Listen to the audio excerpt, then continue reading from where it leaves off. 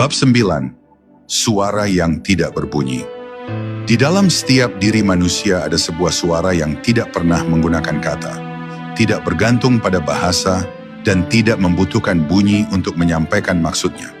Suara ini bukan suara pikiran yang sibuk berdebat, bukan suara ego yang selalu menuntut, dan bukan pula bisikan perasaan yang berubah-ubah.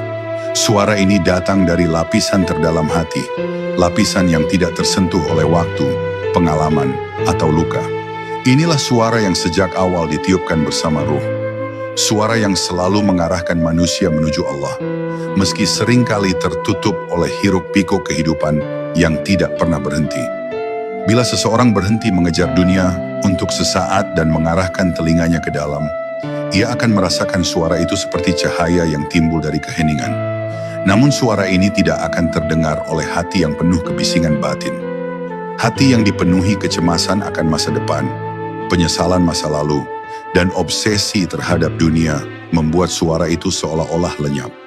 Padahal suara itu tidak pernah pergi, hanya tertimbun oleh gelombang gelisah yang diciptakan manusia sendiri.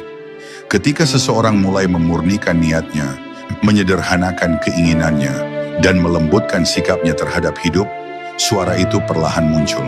Ia hadir sebagai intuisi yang menenangkan, sebagai rasa yakin yang tidak tahu dari mana datangnya, sebagai dorongan lembut yang tidak dapat dijelaskan dengan logika, namun membawa keteduhan yang tidak dapat dipalsukan oleh apapun. Suara yang tidak berbunyi ini adalah bentuk bimbingan ilahi yang paling halus. Ia tidak memaksa, tidak menakut-nakuti, tidak mengguncang seseorang hingga jatuh tersungkur. Kehalusannya justru menjadi bukti kasih sayang Allah yang tidak ingin membuat hambanya takut, tetapi ingin membimbingnya perlahan agar sang hamba benar-benar sampai pada pengenalan yang tulus.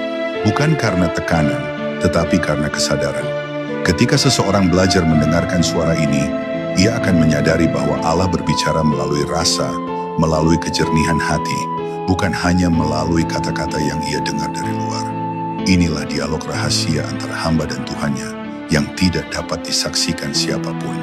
Ketika hati sudah mampu mendengar suara lembut itu dengan jelas, seseorang akan merasakan bahwa setiap geraknya dipandu, setiap langkahnya diarahkan, dan setiap pilihannya disinari oleh keyakinan baru. Ia tidak lagi bingung dalam menentukan arah hidup, sebab ia merasakan bahwa ada kekuatan halus yang membimbingnya dari dalam.